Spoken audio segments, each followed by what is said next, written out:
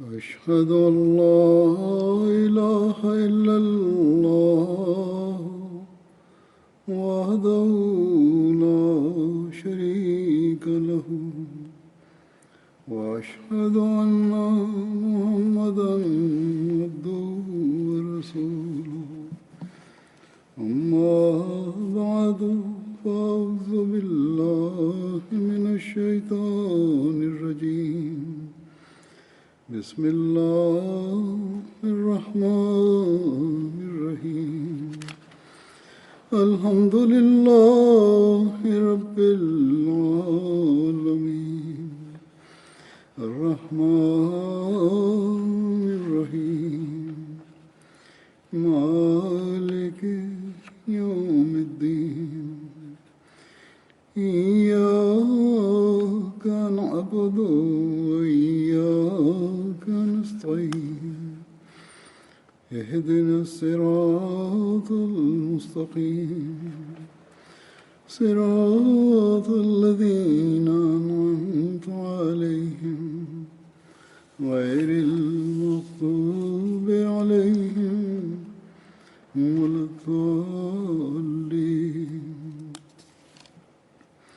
يا أيها الذين آمنوا كتب عليكم الصيام كما كتب على الذين من قبلكم لعلكم تتقون أيام معدودات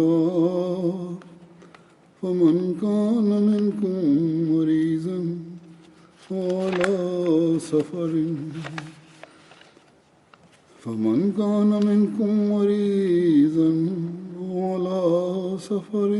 فعدة من أيام أخر وعلى الذين يطيقونه فدية طعام مسكين فمن تطوع خيرا فهو خير له وأن تصوموا خير لكم إن كنتم تعلمون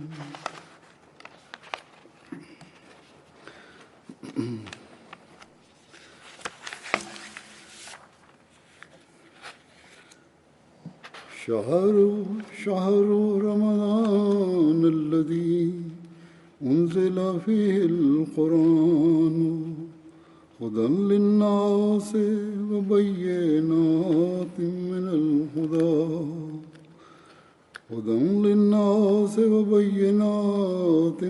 الهدى والفرقان فمن شهد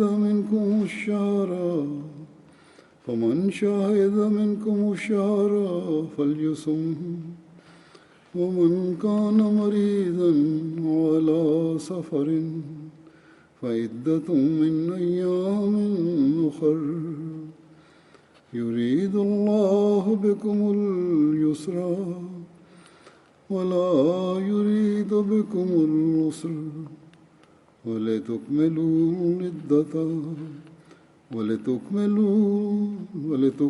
العدة ولتكبروا الله على ما هداكم ولعلكم تشكرون.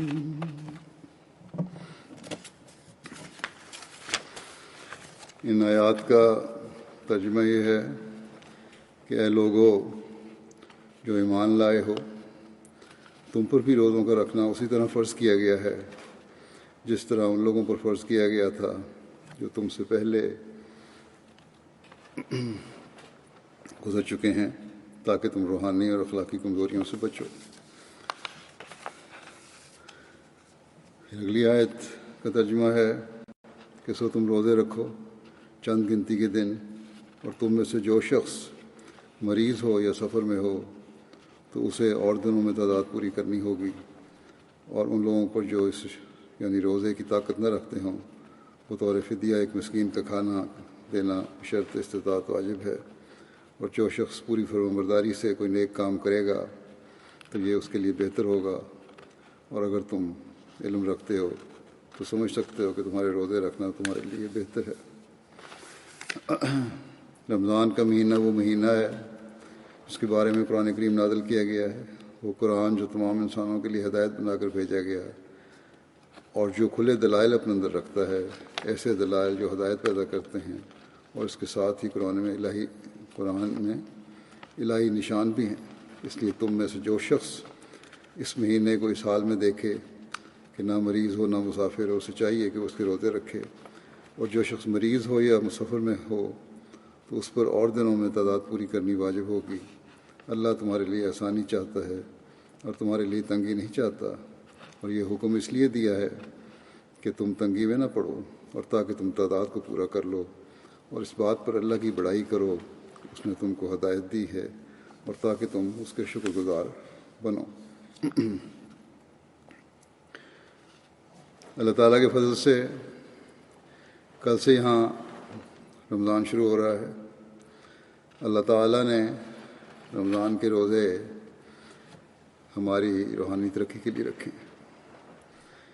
قرآن کریم کی جو پہلی آیت میں نے تلاوت کی ہے، اس میں یہی فرمایا کہ روزے تم پر اس لیے فرض کیے گئے ہیں تاکہ تم تقوی اختیار کرو۔ اور تقوی کیا ہے؟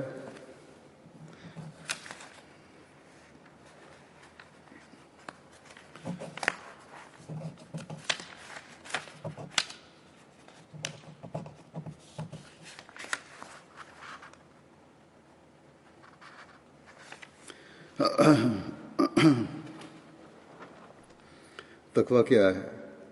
اس کی وضاحت کرتے ہوئے ایک جگہ حضرت مسیح موعود علیہ السلام فرماتے ہیں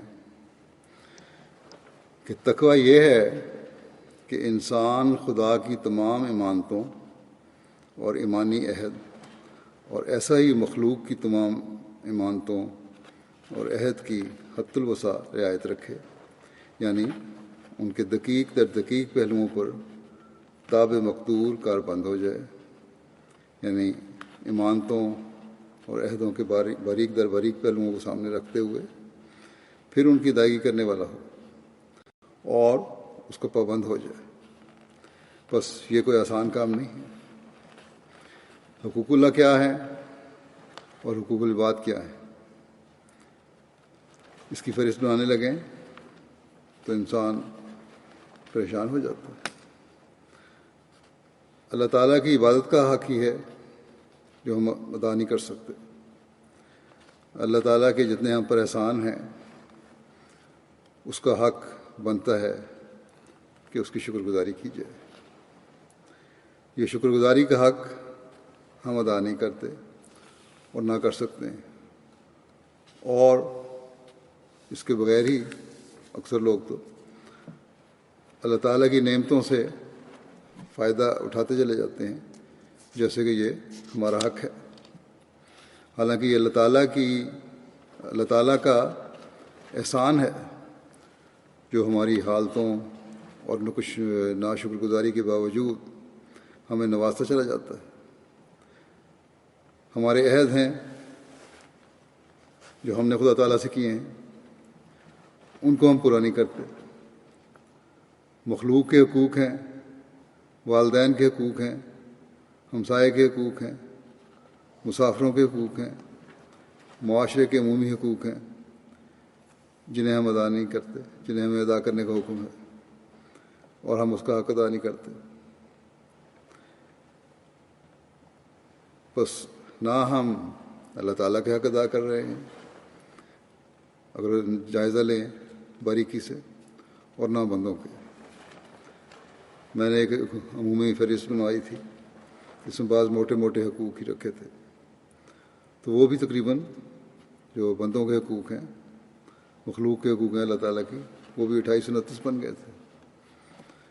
تو بہرحال حضرت مسیح علیہ السلام فرماتے ہیں کہ اصل ایمان تو یہ ہے اور تقویٰ کا تقاضا تو یہ ہے کہ اللہ تعالیٰ کے ساتھ کیے گئے عہد بھی پورے کرو اور باریکی میں جا کر پورے کرو، اور اسی طرح اس کی ایمانتوں کے حق بھی ادا کرو اور باریکی میں جا کر ادا کرو۔ اسی طرح مخلوق کے عہد بھی باریکی سے ادا کرو اور اس کی امانتوں کی بھی ایک فکر کے ساتھ ادائیگی کرو. تب کہا جا سکتا ہے کہ تقوی ہے. اور اللہ تعالیٰ فرماتا ہے کہ یہ رمضان کا مہینہ اس لیے آیا ہے روزے رکھنے کی طرف، اس لیے تمہاری توجہ دلائی گئی ہے کہ سال کے 11 مہینے میں جو کوتاہیاں کمیاں ان حقوق کے ادا کرنے میں ہو گئی ہیں، انہیں اس مہینے میں خالصتاً اللہ تعالیٰ کی طرف توجہ کرتے ہوئے، اللہ تعالیٰ کی خاطر جائز چیزوں کو بھی چھوڑتے ہوئے، اللہ تعالیٰ کی خاطر بھوک پیاس برداشت کرتے ہوئے، اللہ تعالیٰ کی عبادت میں پہلے سے بڑھ کر توجہ دیتے ہوئے بندوں کے حقوق کی ادائیگی کی طرف خاص طور پر توجہ دیتے ہوئے پورا کرو ان کمیوں کو. اور جب یہ کرو گے تو اس کا نام تقوی ہے، اور یہی رمضان کا اور روزوں کا مقصد ہے. اور جب انسان اس نیت اور اس مقصد کے حصول کے لیے روزے رکھے گا اور رمضان میں سے گزرے گا اور نیک نیت ہو کر گزرے گا، تو پھر یہ تبدیلی عارضی نہیں ہوگی بلکہ ایک مستقل تبدیلی ہوگی.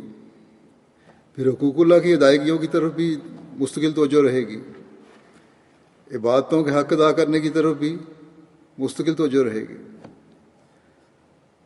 دنیا کی مصروفیات اور لغویات غلبہ نہیں کریں گی، اور انسانوں کے حقوق ادا کرنے کی طرف بھی عمومی توجہ رہے گی. اپنے ذاتی مفادات کے لیے ہم لوگوں کے حق مارنے والے نہیں ہوں گے.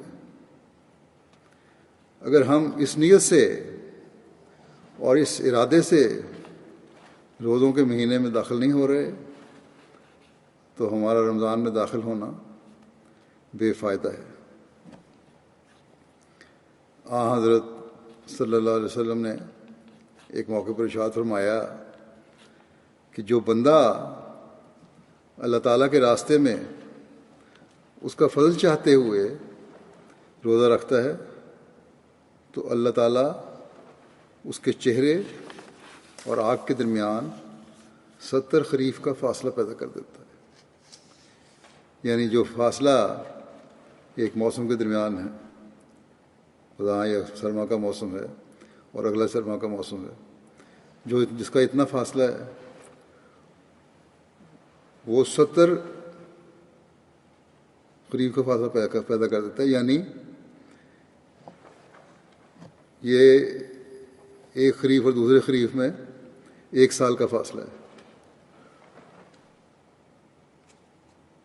تو اتنا فاصلہ پیدا کر دیتا ہے جو 70 سالوں کے برابر ہے. تو یہ ہیں روزے کی برکات. یعنی اور یہ ہے وہ تقوی جو روزہ پیدا کرتا ہے. روزہ صرف 30 دن کے لیے تقوی پیدا نہیں کرتا، بلکہ حقیقی روزہ 70 سال تک اپنا اثر رکھتا ہے.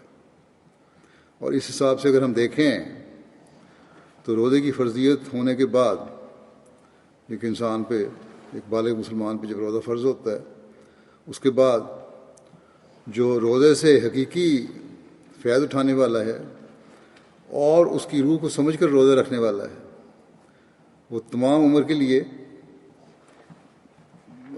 کے لیے ہی ان برکات سے فیض پاتا رہے گا جو روزے میں اللہ تعالیٰ نے رکھی ہیں. اور تقوی کی راہوں کو تلاش کرتا رہے گا جو روزے کا مقصد ہے، اور اس طرح اللہ تعالیٰ کی ناراضگی سے بچ جائے گا اور اس کی خوشنودی حاصل کرنے والا بنتا چلا جائے گا. اگر ہم تصور کریں کہ ایسے روزے دار ہمارے معاشرے میں پیدا ہو جائیں تو وہ کس قدر خوبصورت معاشرہ ہوگا. جہاں اللہ تعالیٰ کے حق بھی ادا کیے جا رہے ہوں گے اور بندوں کے حق بھی ادا کیے جا رہے ہوں گے. اور یہی وہ حسین معاشرہ ہے جو ہر مومن قائم کرنے کی خواہش رکھتا ہے، بلکہ ہر انسان اس معاشرے کو قائم رکھنے کی کوشش کرتا ہے جہاں تک اس کے اپنے حقوق کا سوال ہے.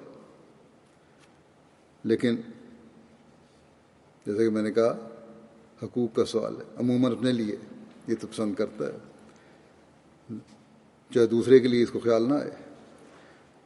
لیکن اسلام کہتا ہے کہ دوسروں کے لیے بھی تم نے یہ معاشرہ قائم کرنا ہے. صرف اپنی سہولیات نہیں دیکھنی، اپنے مفادات نہیں دیکھنے، اپنے حقوق نہیں دیکھنے، بلکہ دوسروں کے حقوق کی بھی حفاظت کرنی ہے، ان کا بھی خیال کرنا ہے. آج کل جو وبا پھیلی ہوئی ہے وائرس کی، اس نے حکومتی قانون کے تحت اکثر لوگوں کو گھروں میں بند کر دیا. اور یہاں ایک اچھی بات جماعت میں اس لحاظ سے پیدا ہو رہی ہے، لوگوں میں بھی بعض جگہوں پہ ان کا خیال آ رہا ہے، لیکن جماعت میں خاص طور پر توجہ ہے دنیا کے ہر ملک میں کہ خود عمل احمدیہ کے تحت، والنٹیئرز کے تحت جہاں جہاں مدد کی ضرورت ہے، لوگوں کو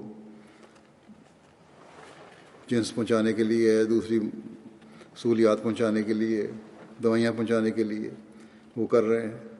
تو یہ جو حق ادا کیے جا رہے ہیں، یہ ایک ایسا نمونہ پیش کر رہے ہیں جس سے اپنے تو فائدہ اٹھا رہے ہیں، غیر بھی فائدہ اٹھا کر متاثر ہو رہے ہیں. بس یہ سوچ جو آج کل پیدا ہوئی ہے، انسانی خدمت کے لیے بھی یہ سوچ ہمیشہ ہمارے اندر قائم رہنے والی ہونی چاہیے، نہ کہ صرف ہنگامی حالات کے لیے. بہرحال اس کے علاوہ روحانی فائدے کیا ہیں؟ لوگ لکھتے ہیں کہ اس وجہ سے ہمارے گھر کا ایک نیا ماحول بن گیا ہے کہ ہم گھروں میں بیٹھ گئے ہیں. نمازیں باجماعت ادا ہوتی ہیں، نمازوں کے بعد مختصر درس و تدریس بھی ہوتا ہے، خطبہ اکٹھے بیٹھ کر سنتے ہیں، اور بعض دوسرے پروگرام MTA پر دیکھتے ہیں. اگر یہ لاک ڈاؤن مزید لمبا ہوتا ہے تو پھر اس رمضان میں، اگر یہ پورے رمضان تک حاوی رہتا ہے، تو اس طرح باجماعت نمازیں اور درس و تدریس کو مزید توجہ سے ادا کرنے کی ہمیں کوشش کرنی چاہیے. بچوں کو چھوٹے چھوٹے مسائل بھی سکھائیں اور بتائیں. جیسا کہ پہلے بھی میں نے ایک خطبے میں کہا تھا کہ اس طرح اپنا علم بھی بڑھائیں اور بچوں کا علم بھی بڑھائیں، اور دعاؤں کی طرف توجہ دے کر خاص طور پر اللہ تعالیٰ سے رحم مانگیں، اپنے لیے بھی اور دنیا کے لیے بھی. بس یہ دن جو اللہ تعالیٰ ہمیں دے رہا ہے، اس کا بھرپور فائدہ اٹھانا چاہیے. اس وبا نے عموماً گھروں میں جو ماحول پیدا کر دیا ہے، جیسا کہ میں نے کہا، اس میں مزید بہتری کی طرف ہمیں توجہ دینی چاہیے، نہ کہ ان گھروں کی طرح ہو جائیں جن کے بارے میں عموماً دنیا دار گھروں کے بارے میں عموماً آتا ہے کہ گھروں میں لڑائیاں اور فساد بڑھ گئے اور بے چینیاں بڑھ گئیں. ایک نیک ماحول میں تو اس نیکی کی وجہ سے جو ہمیں جس کی طرف کرنے کی طرف ہمیں توجہ دلائی گئی ہے، ہمارے ماحول بہتر ہونے چاہیے. بعض دفعہ مرد اس ماحول کا مکمل حصہ نہیں بنتے. جو ایک دینی ماحول گھروں میں پیدا ہو رہا ہے، اور بعض دفعہ عورتیں اپنی ترجیحات مختلف رکھتی ہیں. ایسے لوگوں کو یہ ادراک ہی نہیں ہے کہ ایسے حالات میں کس قدر اللہ تعالیٰ کی طرف جھکنے اور اس کی رضا حاصل کرنے کی ضرورت ہے۔ اور یہی وہ وقت ہے جب بچوں کو بھی زیادہ سے زیادہ خدا تعالیٰ کے قریب لایا جا سکتا ہے۔ بس ہمارے گھر کو ان دنوں میں، ہر گھر کو، ہمارے ہر احمدی گھر کو ان دنوں میں اس طرف بہت توجہ کرنے کی ضرورت ہے، تاکہ ہم زیادہ سے زیادہ خدا تعالیٰ کا پیار جذب کر سکیں اور انجام بخیر ہوں۔ اللہ تعالیٰ ہمیں تقویٰ کی حقیقت کو سمجھنے کی اور اس پر کاربند ہونے کی توفیق عطا فرمائے۔ حضرت مسیح موعود علیہ الصلوۃ والسلام نے تقویٰ کی وضاحت مختلف انداز میں مختلف مواقع پر کی ہے۔ حضرت مسیح موعود علیہ السلام اس زمانے کا حسن حسین ہے، وہ مضبوط جائے پناہ اور قلعہ ہیں جنہوں نے ہمیں اللہ تعالیٰ سے رہنمائی پا کر اسلام کی حقیقی تعلیم ہم پر واضح کر کے بڑے درد سے ہمیں اللہ تعالیٰ اور اس کے بتائے ہوئے رسول کے راستے دکھا کر اس جائے پناہ میں داخل ہونے کی طرف توجہ دلائی ہے۔ بس ہمارا فرض بنتا ہے کہ ہم جو اس بات کا عہد کر کے آپ کی جماعت میں شامل ہوئے ہیں کہ آپ کی باتوں کو سن کر اس پر عمل کریں گے، اس عہد کو پورا کریں جو ہم نے آپ سے کیا ہے۔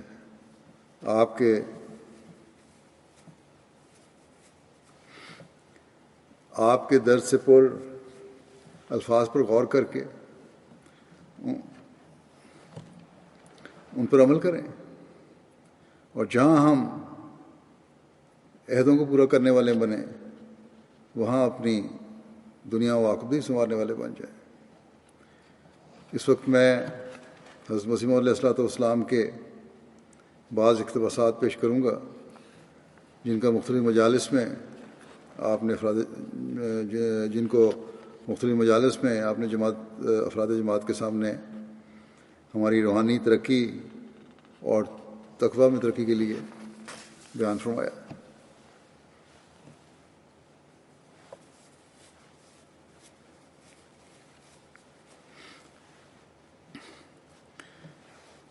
ایک مجلس میں اس بات کو وضاحت سے بیان فرماتے ہوئے کہ تقویٰ کیا ہے اور کیوں کر حاصل ہو سکتا ہے، حضرت اقدس مسیح موعود علیہ السلام فرماتے ہیں ضروری امر یہ ہے کہ پہلے یہ سمجھ لے کہ تقویٰ کیا چیز ہے اور کیوں کر حاصل ہو سکتا ہے۔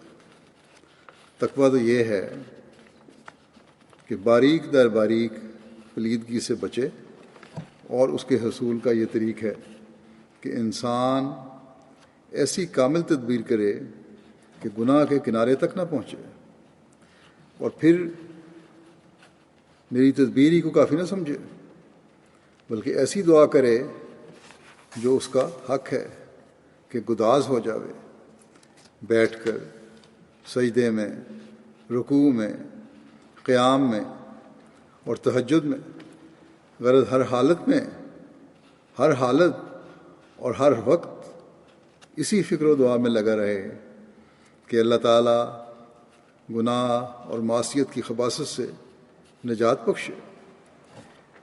فرمایا کہ اس سے بڑھ کر کوئی نعمت نہیں ہے کہ انسان گناہ اور معصیت سے محفوظ اور معصوم ہو جائے اور خدا تعالیٰ کی نظر میں راست باز اور صادق ٹھہر جاوے۔ لیکن یہ نعمت نہ تو نری تدبیر سے حاصل ہوتی ہے اور نہ نری دعا سے، نہ کوشش کافی ہے نہ صرف دعا کافی ہے، بلکہ دعا اور تدبیر دونوں کے کامل اتحاد سے حاصل ہو سکتی ہے۔ جب تک دونوں چیزوں کی انتہا نہیں کرو گے یہ چیز نہیں مل سکتی۔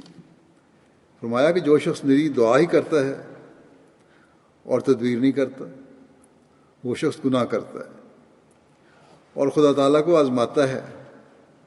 ایسا ہی جو نری تدبیر کرتا ہے اور دعا نہیں کرتا، وہ بھی شوخی کرتا ہے اور خدا تعالیٰ سے استغنا ظاہر کر کے اپنی تجویز اور تدبیر اور زور بازو سے نیکی حاصل کرنا چاہتا ہے۔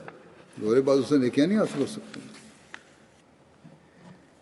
پھر فرمایا لیکن مومن اور سچے مومن اور سچے مسلمان کا یہ شیوا نہیں، وہ تدبیر اور دعا دونوں سے کام لیتا ہے۔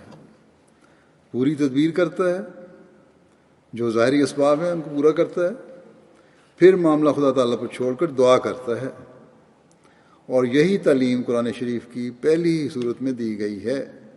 چنانچہ فرمایا ہے ایاک نعبد و ایاک نستعین۔ جو شخص اپنے قوا سے کام نہیں لیتا، وہ نہ صرف اپنے قوا کو ظاہر کرتا ہے، قوا کو ظاہر کرتا اور ان کی بے حرمتی کرتا ہے، بلکہ وہ گناہ کرتا ہے۔ پھر اس کی مزید تفسیر صحیح اس طرح بیان فرمائی کہ جو کچھ قوا خدا تعالیٰ نے انسان کو عطا کیے ہیں، ان سے پورا کام لے کر پھر وہ انجام کو خدا کے سپرد کرتا ہے اور خدا تعالیٰ سے عرض کرتا ہے کہ جہاں تک تو نے مجھے توفیق عطا کی تھی اس حد تک تو میں نے اس سے کام لے لیا۔ یہ ایاک نعبد کے معنی ہے۔ پھر ایاک نستعین کہہ کر خدا سے امداد چاہتا ہے کہ باقی مرحلوں کے لیے میں تجھ سے امداد طلب کرتا ہوں۔ لیکن ہمیں ہمیشہ یاد رکھنا چاہیے کہ خدا تعالیٰ ہمارے دلوں کے حال اور ہمارے ہر عمل سے واقف ہے۔ اس لیے اپنی کوشش کو انتہا تک پہنچا کر جس قدر اور جس حد تک توفیق ہے اس حد تک کوشش کر کے پھر اس کی مدد کا بھی طلبگار ہوا جا سکتا ہے۔ بس اس معاملے میں بھی اپنے نفس کو اچھی طرح ٹٹولنے کی ضرورت ہے، یہ دیکھنے کی ضرورت ہے کہ آیا تقویٰ سے ہم کام لے رہے ہیں کہ نہیں۔ پھر آپ نے فرمایا اس میں شک نہیں ہے کہ انسان بعض اوقات تدبیر سے فائدہ اٹھاتا ہے، لیکن تدبیر پر کلی بھروسہ کرنا سخت نادانی اور جہالت ہے۔ جب تک تدبیر کے ساتھ دعا نہ ہو کچھ نہیں، اور دعا کے ساتھ تدبیر نہ ہو تو کچھ فائدہ نہیں۔ جس کھڑکی کی راہ سے معصیت آتی ہے، پہلے ضروری ہے کہ اس کھڑکی کو بند کیا جاوے، پھر جس سوراخ سے یا جس جگہ سے گناہ اندر آتا ہے، جو وجہ بنتی ہے چیز گناہ کی، نافرمانی کی، دین سے دور ہٹنے کی، پہلے ضروری ہے اس وجہ کو دور کیا جائے۔ فرمایا کہ اس کھڑکی کو بند کیا جاوے، پھر نفس کی کشاکش کے لیے دعا کرتا رہے۔ اسی کے واسطے کہا ہے کہ والذین جاہدوا فینا لنہدینہم سبلنا۔ فرمایا کہ اس میں کس قدر ہدایت تدبیر کو عمل میں لانے کے واسطے کی گئی ہے۔ تدبیر میں خدا کو نہ چھوڑے۔ دوسری طرف فرمایا ہے ادعونی استجب لکم۔ بس اگر انسان پورے تقویٰ کا طالب ہے تو تدبیر کرے اور دعا کرے، دونوں کا جو بجا لانے کا حق ہے بجا لائے، تو ایسی حالت میں خدا اس پر رحم کرے گا۔ لیکن اگر ایک کر کے اور دوسری کو چھوڑے گا تو محروم رہے گا۔ پھر اس کو مزید کھولتے ہوئے حضرت اقدس مسیح موعود علیہ السلام فرماتے ہیں کہ پس انسان ایسے طریق سے تقویٰ پر قائم ہوتا ہے، یعنی تدبیر اور دعا سے، تو پھر فرمایا اور تقوی اللہ ہر ایک عمل کی جڑ ہے۔ فرمایا کہ ایسے انسان ایسے طریق سے تقوی قائم ہوتا ہے، جو یہ وہ طریق، کون سا طریق جو پہلے بیان ہوا ہے، تذکیر بھی اور دعا بھی، ایسے طریق سے تقوی قائم ہوتا ہے۔ اور تقوی اللہ ہر ایک عمل کی جڑ ہے، جو اس سے خالی ہے وہ فاسق ہے۔ تقوی سے زینت اعمال پیدا ہوتی ہے، تقوی ہی ہے جو اعمال کی خوبصورتی پیدا کرتا ہے، اور اس کے ذریعے اللہ تعالیٰ کا قرب ملتا ہے، اور اسی کے ذریعے وہ اللہ تعالیٰ کا ولی بن جاتا ہے۔ چنانچہ فرمایا انا اولیاءہ الا المتقون، ان اولیاءہ الا المتقون۔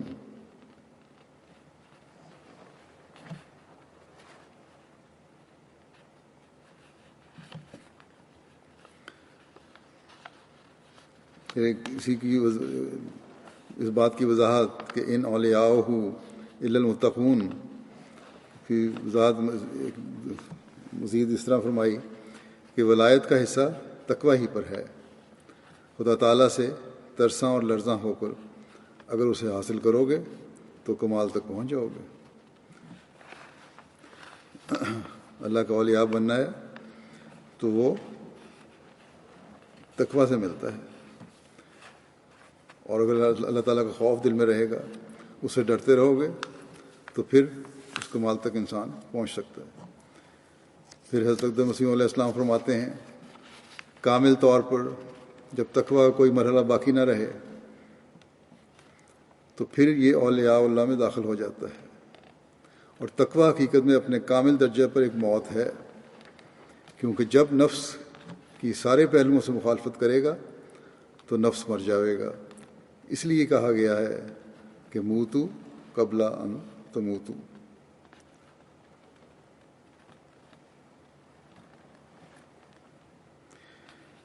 فرمایا کہ نفس ظاہری لذات کا دل دادا ہوتا ہے، پنہانی لذات سے یہ بالکل بے خبر ہے۔ یعنی اللہ تعالیٰ کی جو لذات ہیں، جو روحانی لذات ہیں، وہ تو چھپی ہوئی لذات ہیں، ان کو تو جانتا ہی نہیں۔ ظاہری دنیا کی چکا چوند ہے، انہی کو انسان جانتا ہے، اور نفس انہی کو چاہتا ہے۔ فرمایا کہ نفس کو خبردار کرنے کے لیے، فرمایا کہ اسے خبردار کرنے کے لیے ضروری ہے کہ اول ظاہری لذات پر ایک موت وارد ہو۔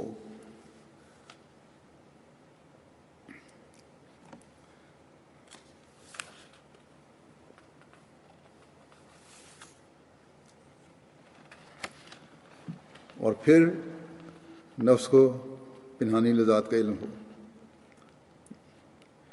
ظاہری لذات جو ہیں ان پر موت وارد ہو، پھر نفس کو پنہانی لذات کا علم ہوگا۔ فرمایا کہ اس وقت الہی لذات جو کہ جنتی زندگی کا نمونہ ہیں شروع ہوں گی۔ جب چھپی ہوئی لذات کا علم ہونا شروع ہوگا تو جنتی لذات کا جنتی زندگی کا نمونہ شروع ہوگا۔ پھر آپ نے فرمایا جماعت کو نصیحت کرتے ہوئے اسی حوالے سے کہ پس ہماری جماعت کو چاہیے کہ نفس پر موت وارد کرنے، یہ کوئی بڑے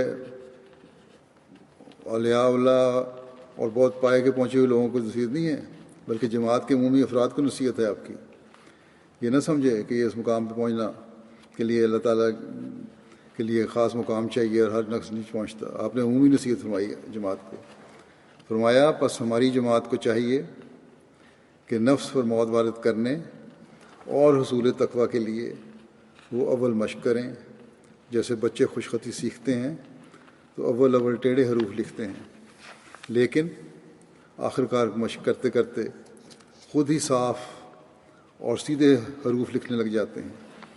اسی طرح ان کو بھی مشق کرنی چاہیے۔ جب اللہ تعالیٰ ان کی محنت کو دیکھے گا تو خود ان پر رحم کرے گا۔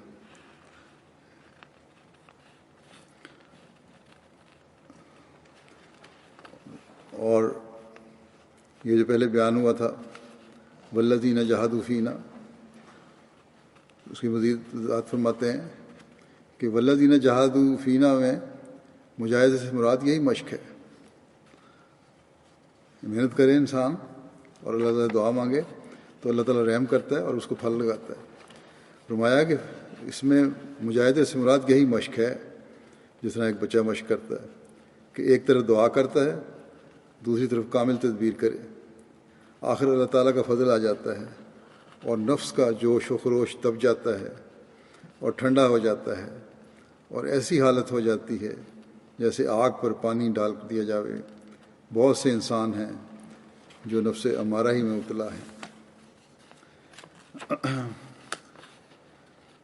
پھر آپ فرماتے ہیں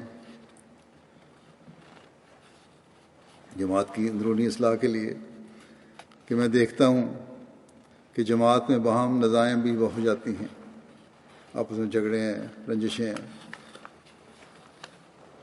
دوریاں ہیں، وہ ہو جاتی ہیں، اور معمولی نزاع سے پھر ایک دوسرے کی عزت پر حملہ کرنے لگتا ہے اور اپنے بھائی سے لڑتا ہے۔ یہ بہت ہی نامناسب حرکت ہے، یہ نہیں ہونا چاہیے، بلکہ ایک اگر غلطی کا اعتراف کر لے تو کیا حرج ہے۔ فرمایا کہ بعض آدمی ذرا ذرا سی بات پر دوسرے کی ذلت کا اقرار کیے بغیر پیچھا نہیں چھوڑتے۔ ان باتوں سے پرہیز کرنا لازم۔ خدا تعالیٰ کا نام ستار ہے، پھر یہ کیوں اپنے بھائی پر رحم نہیں کرتا اور عفو اور پردہ پوشی سے کام نہیں لیتا؟ چاہیے کہ اپنے بھائی کی پردہ پوشی کرے اور اس کی عزت و آبرو پر حملہ نہ کرے۔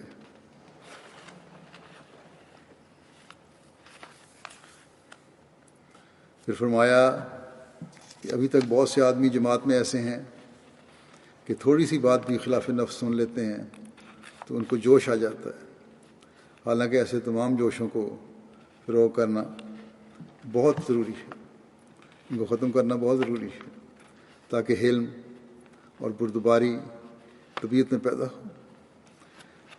فرمایا دیکھا جاتا ہے کہ جب ایک ادنا سی بات پر بحث شروع ہوتی ہے تو ایک دوسرے کو مغلوب کرنے کی فکر میں ہوتا ہے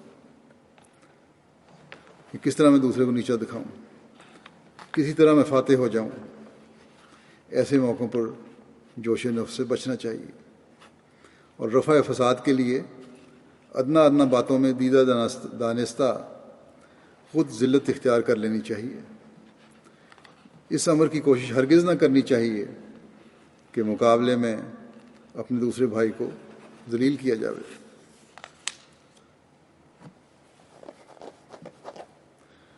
فرمایا کہ یہ بڑی رعونت کی جڑ اور بیماری ہے کہ دوسرے کی خطا پکڑ کر اشتہار دے دیا جاوے۔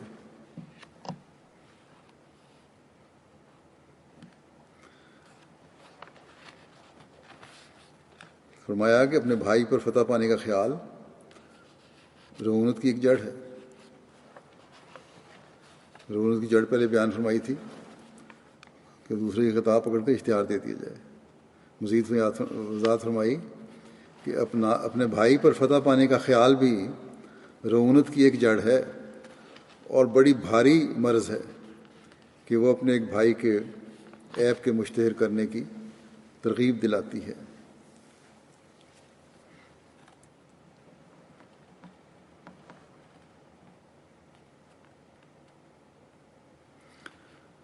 فرمایا ایسے امور سے نفس خراب ہو جاتا ہے، اس سے پرہیز کرنا چاہیے۔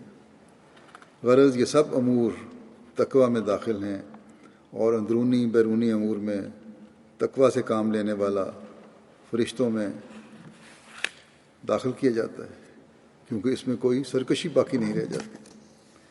تقویٰ حاصل کرو، کیونکہ تقویٰ کے بعد ہی خدا تعالیٰ کی برکتیں آتی ہیں۔ متقی دنیا کی بلاؤں سے بچایا جاتا ہے، خدا ان کا پردہ پوش ہو جاتا ہے۔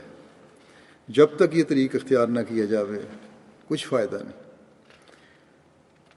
ایسے لوگ میری بیعت سے کوئی فائدہ نہیں اٹھا سکتے۔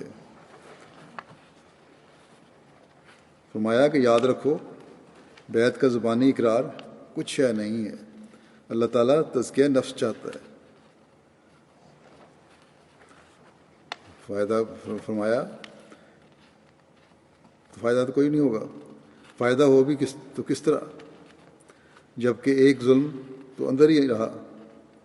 اگر وہی جوش، رعونت، تکبر، عجب، ریاکاری، سریع الغضب ہونا باقی ہے جو دوسروں میں بھی ہے، تو پھر فرق ہی کیا ہے؟ اس کی مزید وضاحت اس طرح بیان ہوئی ہے، اس لیے اپنے نفسوں میں تبدیلی پیدا کرو اور اخلاق کا اعلیٰ نمونہ حاصل کرو۔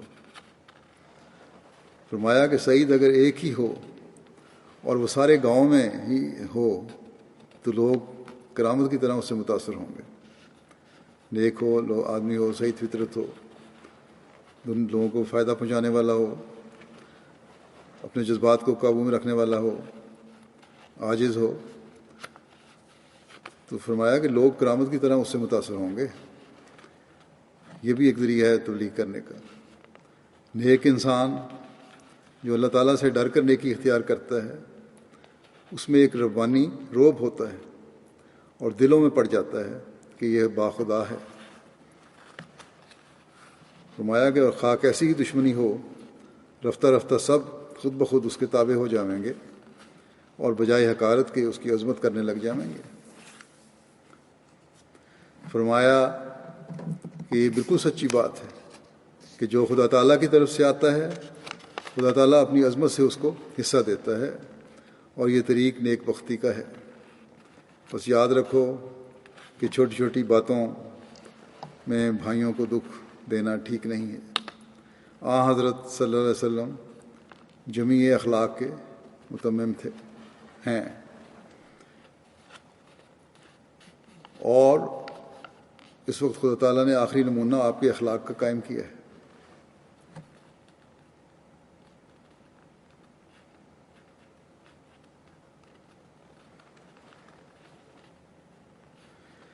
فرمایا کہ اس وقت بھی اگر وہی درندگی رہی تو پھر سخت افسوس ہے، افسوس اور کم نصیبی ہے۔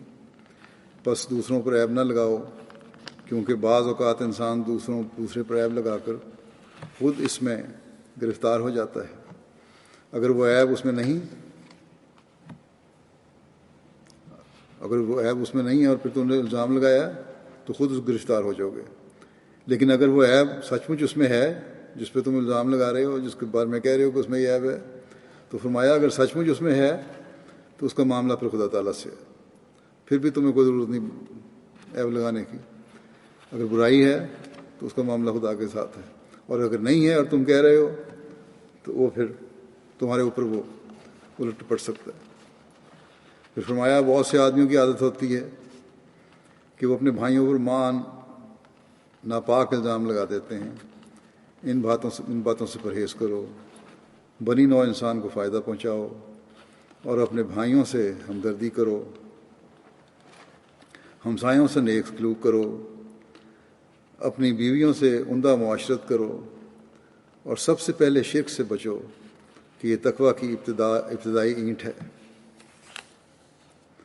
پھر آپ فرماتے ہیں تقویٰ کے معنی ہیں بدی کی باریک راہوں سے پرہیز کرنا، مگر یاد رکھو نیکی اتنی نہیں کہ ایک شخص کہے کہ میں نیک ہوں اس لیے کہ میں نے کسی کا مال نہیں لیا، نقب زنی نہیں کی، چوری نہیں کرتا، بد نظری اور زنا نہیں کرتا۔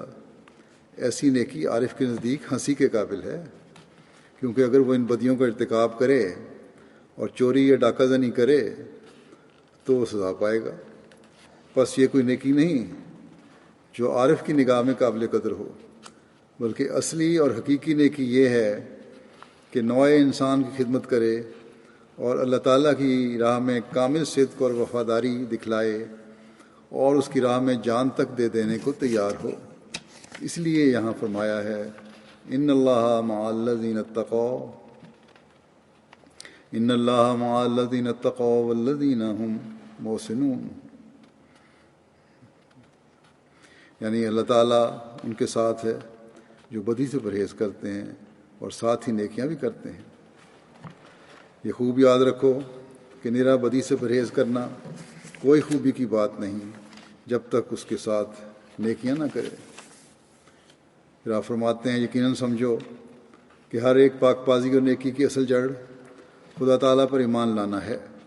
جس قدر انسان کا ایمان باللہ کمزور ہوتا ہے اسی قدر اعمال صالحہ میں کمزوری اور سستی پائی جاتی ہے، لیکن جب ایمان قوی ہوتا ہے، اللہ تعالیٰ میں ایمان مضبوط ہوگا تو اعمال بھی اچھے ہوں گے۔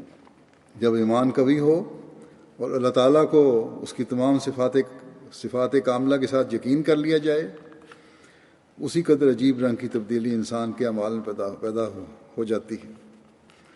اللہ تعالیٰ کی صفات پر کامل یقین پیدا ہو جائے تو ایک عجیب رنگ کی تبدیلی انسان کے اعمال میں پیدا ہو جاتی ہے۔ خدا تعالیٰ پر ایمان رکھنے والا گناہ پر قادر نہیں ہو سکتا، کیونکہ یہ ایمان اس کی نفسانی قوتوں اور گناہ کے اعضاء کو کاٹ دیتا ہے۔ فرمایا کہ دیکھو، اگر کسی کی آنکھیں نکال دی جائیں تو وہ آنکھوں سے بد نظری کیوں کر سکتا ہے، اور آنکھوں کا گناہ کیسے کرے گا؟ اور اگر ایسا ہی ہاتھ کاٹ دیے جائیں پھر وہ گناہ جو ان اعضاء سے متعلق ہیں کیسے کر سکتا ہے؟ ٹھیک اسی طرح فرماتے ہیں کہ ٹھیک اسی طرح پر جب ایک انسان نفس مطمئنہ کی حالت میں ہوتا ہے تو نفس مطمئنہ اسے اندھا کر دیتا ہے اور اس کی آنکھوں میں گناہ کی قوت نہیں رہتی۔ وہ دیکھتا ہے پر نہیں دیکھتا، کیونکہ آنکھوں کے گناہ یعنی دیکھتا تو ہے مگر بد نظری کسی نظر سے نہیں دیکھتا، گناہ کی نظر سے نہیں دیکھتا، کیونکہ آنکھوں کے گناہ کی نظر سلب ہو جاتی ہے۔ وہ کان رکھتا ہے مگر بہرا ہوتا ہے، سنتا ہے لیکن غلط باتیں نہیں سنتا، اور وہ باتیں جو گناہ کی ہیں نہیں سن سکتا۔ اسی طرح پر اس کی تمام نفسانی اور شہوانی قوتیں اور اندرونی اعضاء کاٹ دیے جاتے ہیں۔ اس کی ساری طاقتوں پر جن سے گناہ صادر ہو سکتا تھا ایک موت واقع ہو جاتی ہے، اور وہ بالکل ایک میت کی طرح ہو جاتا ہے اور خدا تعالیٰ ہی کی مرضی کے تابع ہوتا ہے۔ وہ اس کے سوا ایک قدم نہیں اٹھا سکتا۔ یہ وہ حالت ہوتی ہے جب خدا تعالیٰ پر سچا ایمان ہو، اور جس کا نتیجہ یہ ہوتا ہے کہ کامل اطمینان اسے دیا جاتا ہے۔ یہی فرماتے ہیں کہ یہی وہ مقام ہے جو انسان کا اصل مقصود ہونا چاہیے۔ پھر فرمایا اس بارے میں کہ جو انسان کا اصل مقصود ہونا چاہیے، پھر آگے جماعت کو فرمایا کہ اور ہماری جماعت کو اس کی ضرورت ہے، اور اطمینان کامل کے حاصل کرنے کے واسطے ایمان کامل کی ضرورت ہے۔ پس ہماری جماعت کا فرماتے ہیں کہ پس ہماری جماعت کا پہلا فرض یہ ہے کہ وہ اللہ تعالیٰ پر سچا ایمان حاصل کریں۔ پھر فرماتے ہیں آپ کوئی پاک نہیں بن سکتا جب تک خدا تعالیٰ نہ بناوے۔ جب خدا تعالیٰ کے دروازے پر تذلل اور عجز سے اس کی روح گرے گی تو خدا تعالیٰ اس کی دعا قبول کرے گا اور وہ حقیقی بنے گا، اور اس وقت وہ اس قابل ہو سکے گا کہ حضرت صلی اللہ علیہ وسلم کے دین کو سمجھ سکے، اور اس کے بغیر جو کچھ وہ دین کر کے پکارتا ہے اور عبادت وغیرہ کرتا ہے وہ ایک رسمی بات اور خیالات ہیں کہ آبائی تقلید سے سنا کر بجا لاتا ہے۔ باپ دادا کر رہے تھے تو میں بھی کر رہا ہوں، کوئی حقیقت اور روحانیت اس کے اندر نہیں ہوتی۔ بس یہ ہے وہ معیار تقویٰ، اور یہ ہے وہ دین کو جاننے، سمجھنے اور عمل کرنے کا معیار جسے ہمیں حاصل کرنے کی طرف حضرت مسیح علیہ السلام نے توجہ دلائی، اور جس کی ہمیں کوشش کرنی چاہیے، اور اپنے عملوں کے ساتھ اللہ تعالیٰ کے حضور عاجزی سے جھک کر اس کی مدد مانگنی چاہیے کہ خدا تعالیٰ ہمیں ان معیاروں کو حاصل کرنے اور حضرت مسیح علیہ السلام کی توقعات پر پورا اترنے کی توفیق عطا فرمائے۔ اور یہی تقویٰ ہے جو پھر اگلی آیات میں بیان کردہ جو روزے کی تفصیلات بیان کی گئی ہیں، اس کی چھوٹ کی، اس کے صحیح استعمال کی بھی توفیق دیتا ہے۔ یہ ہر انسان کی اپنی حالت پر اللہ تعالیٰ نے چھوڑا ہے، بشرطے کہ تقویٰ سے کام لیا جائے۔ اگر روزے رکھنے کی طاقت نہیں، ایسی بیماری ہے جس میں روزہ برداشت کرنا مشکل ہے، ایسی بیماری ہے جس میں ڈاکٹر نے کہا ہے کہ روزہ نہیں رکھنا، تو پھر فدیہ دے دو، لیکن بہانے تلاش کر کے فدیہ کا جواز پیدا نہ کرو، بلکہ فرمایا کہ نیک کام کے لیے فرمان برداری ضروری ہے۔ یہ دیکھنا ہے کہ اللہ تعالیٰ نے کس طرح اس کام کو کرنے کا حکم دیا ہے، بس اگر گہرائی میں جا کر تقوی پر چلتے ہوئے اگر کوئی اپنا جائزہ لے تو پتہ چلتا ہے کہ روزہ رکھنا بہتر ہے یا فدیہ دینا ہے عارضی طور پر۔ اللہ تعالیٰ نے پھر آگے مزید وضاحت فرما دی کہ مریض ہو یا سفر پر ہو تو روزہ نہ رکھو، کیونکہ اللہ تعالیٰ تنگی نہیں چاہتا، اور جب بیماری دور ہو جائے تو پھر چھوڑے ہوئے روزے پورے کرو۔ سفر کے دوران جو روزے چھوٹ گئے انہیں پورا کرو، چاہے فدیہ دے بھی دیا ہو۔ بس گھوم پھر کر بات وہیں آ جاتی ہے کہ تقوی سے کام لیتے ہوئے اللہ تعالیٰ کا خوف اور اس بات کو سامنے رکھتے ہوئے کہ وہ ہماری حالتوں کو جانتا ہے، اپنے فیصلے کرو تو اللہ تعالیٰ تمہارے لیے بہتر صورت پیدا کرے گا، بہتر نتائج پیدا کرے گا۔ حضرت مسیح علیہ السلام فرماتے ہیں وہ شخص جس کا دل اس بات سے خوش ہے کہ رمضان آ گیا اور میں اس کا منتظر تھا کہ آوے اور روزہ رکھوں، اور وہ بوجہ بیماری کے روزہ نہیں رکھ سکا، تو وہ آسمان پر روزے سے محروم نہیں ہے۔ فرمایا اس دنیا میں بہت لوگ بہانہ جو ہیں، بہانے کرتے ہیں، اور وہ خیال کرتے ہیں کہ ہم جس طرح اہل دنیا کو دھوکہ دے لیتے ہیں ویسے ہی خدا کو فریب دیتے ہیں۔ دنیا والوں کو دھوکہ دے لیا، اللہ کو بھی دیا جا سکتا ہے۔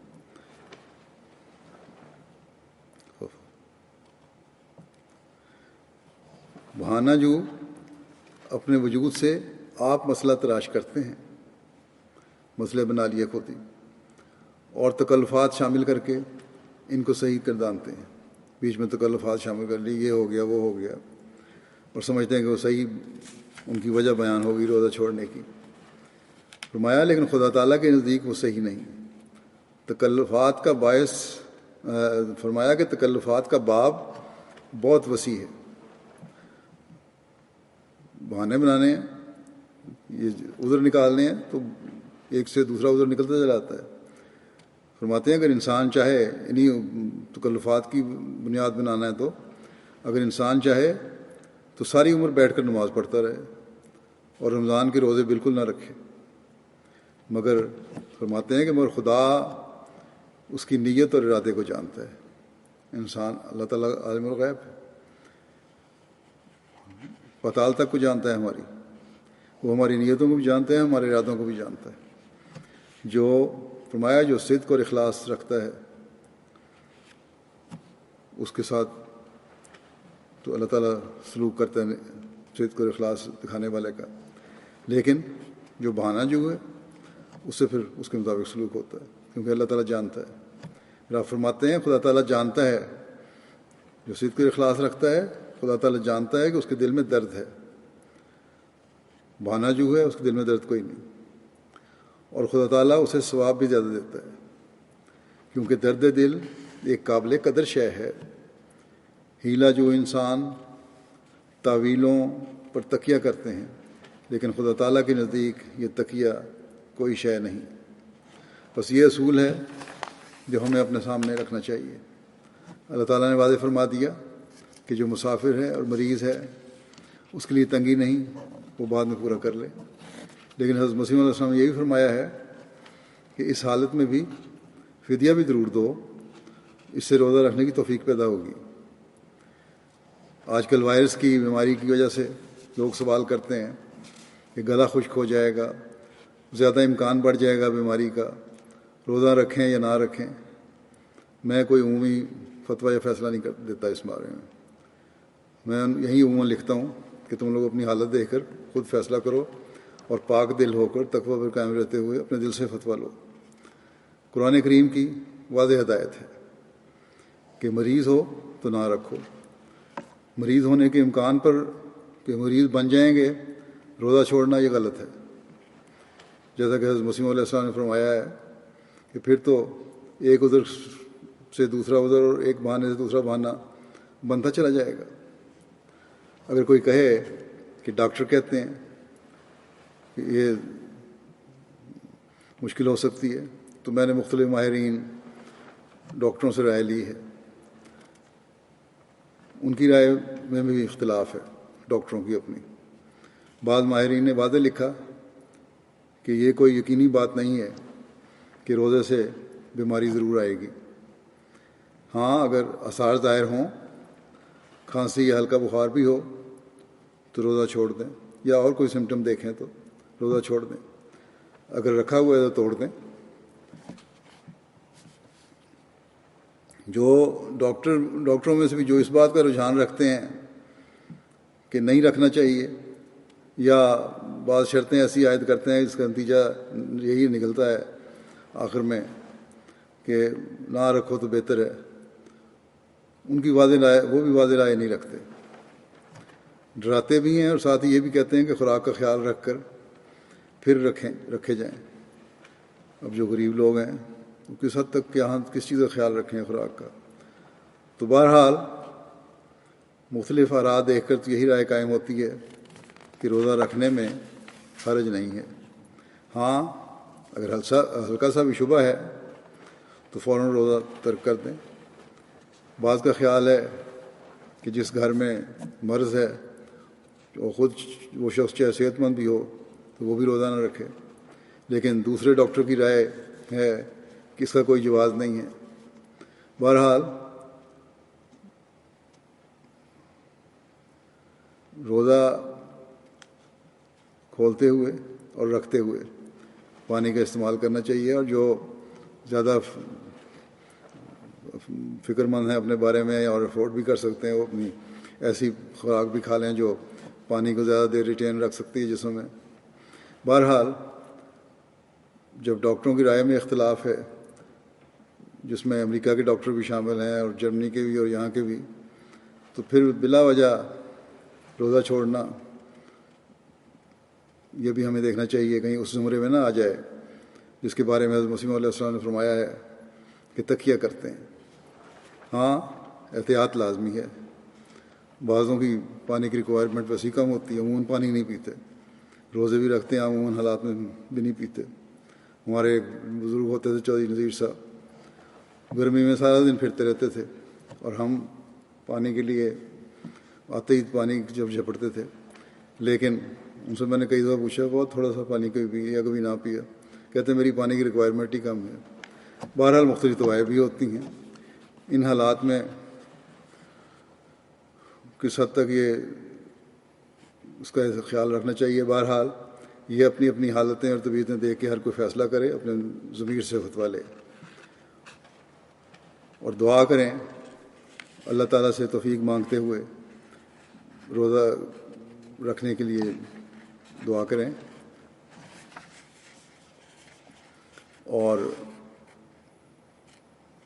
دعائیں بھی ان دنوں میں بہت زیادہ کریں کہ اللہ تعالیٰ انسانوں کو عقل بھی دے، خدا تعالیٰ کو پہچاننے والے ہوں. اللہ تعالیٰ اس وبا کو دنیا سے جلد ختم کرے، دنیا پر رحم فرمائے، اور ہم بھی احمدی بھی اللہ تعالیٰ اور اس کے بندوں کا تقویٰ پر چلتے ہوئے حق ادا کرنے والے ہوں اور رمضان کی برکات سے بھرپور فائدہ اٹھانے والے ہوں.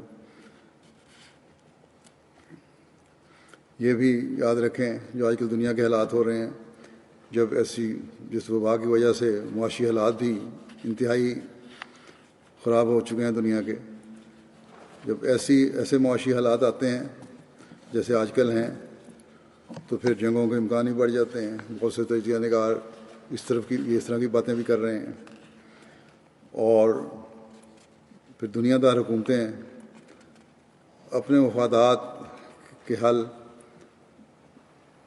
تلاش کرنے کے لیے دنیاوی ہیلوں سے اس کے حل تلاش کرنے کی کوشش کرتے ہیں، توجہ بٹانے کے لیے اپنے عوام کی، اور ایسی باتیں کرتے ہیں جو پھر مزید مشکلات میں ان کو ڈالنے والی ہو. پھر مزید تباہی میں یہ لوگ چلے جاتے ہیں. اور جیسے کہ میں نے کہا، تبصرہ کرنے والے بھی اس رنگ میں بھی کرنے لگ گئے ہیں. بس اللہ تعالیٰ بڑی طاقتوں کو بھی عقل دے کہ وہ بھی عقل سے کام لیں اور کوئی ایسا قدم نہ اٹھائیں جس سے دنیا میں مزید فساد پیدا ہو اور مزید تباہی آئے۔ دنیا میں اب تو کھلے طور پہ اخبار میں بھی آنے لگ گیا، تبصرہ نگار بھی کرنے لگے، امریکہ نے ایران کو دھمکی دی، چین پر الزام لگائے جا رہے ہیں کہ اس نے صحیح اطلاع نہیں دی، اس کے مقدمے ہونے چاہیے، اس کے ساتھ یہ سلوک ہونا چاہیے، ہم یہ کر دیں گے، ایران کے ساتھ ہم یہ کر دیں گے۔ تو بہرحال امریکہ کی حکومت کو بھی عقل کرنی چاہیے، باقی حکومتوں کو بھی عقل کرنی چاہیے، اور ان حالات میں بجائے اس کے کہ کوئی غلط قدم اٹھا کر دنیا کو مزید تباہی کی طرف لے کے جائیں، صحیح سوچ کے ساتھ صحیح پلاننگ کر کے اور اللہ تعالیٰ کی طرف رجوع کرتے ہوئے، اس کی طرف جھکتے ہوئے، اللہ تعالیٰ سے مدد مانگتے ہوئے اس وبا سے بچنے کے لیے دعائیں کریں اور کوشش کریں، اور اس بیماری کے علاج کے لیے بھی جو سائنسدان کوشش کر رہے ہیں ان کی مدد کریں۔ اللہ تعالیٰ ہمیں دعاؤں کی توفیق دے، اپنی حالتوں کو بہتر کرنے کی توفیق دے، اور دنیا کو، دنیاوی بڑی حکومتوں کو عقل سے اپنی پالیسیاں بنانے اور آئندہ کے لائحہ عمل بنانے کی توفیق عطا فرمائے۔